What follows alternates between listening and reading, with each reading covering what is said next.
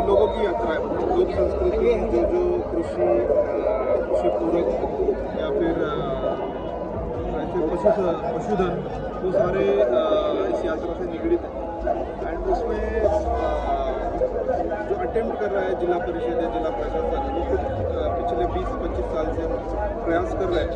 इस बार हमने ये कोशिश की कि जो खासकर पशुधन यहाँ पे आता है उसकी जो बख्शिश राशि है उसको दोगुना कर दिया। उसके बाद यहाँ का मतलब रैम्प हो या फिर कुश्ती का मैदान, ये सारी जो सुविधा है वो करने का प्रयास है। बट जैसे कि पंढरपुर की वारी है या बाकी जो सारी स्पर्धाएँ होती है, यात्राएँ होती है, उस हिसाब का फंड यहाँ पे अभी तक अवेलेबल नहीं है। हम प्रयास कर रहे हैं कि धीरे धीरे ग्रेजुअली उसमें क्या क्या सुधार किए जाए। ये हमारा पहला एक्सपीरियंस है इस यात्रा में। एंड इतनी यूनिक यात्रा मैंने मतलब पहली बार देखी है जहाँ पे पशु है, कृषि है, लोक कला है, कुश्ती है, शंकर पट है। तो जो गरीब है लोग या खेती करने वाले लोग हैं उनके लिए एक एंटरटेनिंग का एक अच्छा माध्यम है। मैं आपके माध्यम से सबको आह्वान करता हूँ कि इस यात्रा में आए, इस यात्रा का लाभ लें और एक प्रकार से अपनी लोक संस्कृति है उसका जतन संवर्धन भी इस प्रकार के यात्राओं में होता है।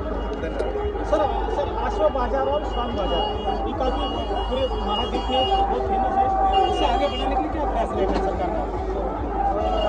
ये तो मैंने जैसे बताया कि ये लोगों ने अपने हाथ में ली हुई यात्रा है, तो सरकार एक माध्यम है। मेरे ख्याल से इस बार जो बख्शिश की राशि दुगनी की है ये इसका भी प्रभाव नेक्स्ट ईयर होगा।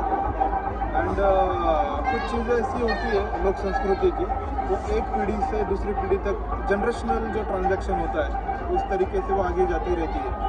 तो मेरे ख्याल से सरकार का जो अटेम्प्ट है वो तो अपने हिसाब से रहेगा, बट मुझे नहीं लगता कि बियॉन्ड सर्टेन लिमिट उसमें सरकार का रोल है। ये लोगों की यात्रा है, लोग ही उसको आगे बढ़ाएंगे।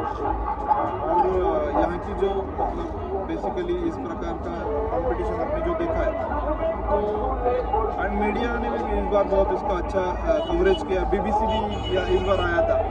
तो मुझे लगता है कि ये हमें व्यापक रूप से प्रचार प्रसिद्धि करनी पड़ेगी, जिससे ये यात्रा का और भी दक्षिण भारत में जिस प्रकार का उसका नाम है उस प्रकार पूरे महाराष्ट्र में उसकी पॉपुलैरिटी है, कल्चर है, ट्रेडिशन है, वो लोगों तक अगर जाएगा तो धीरे धीरे यात्रा बढ़ती जाएगी।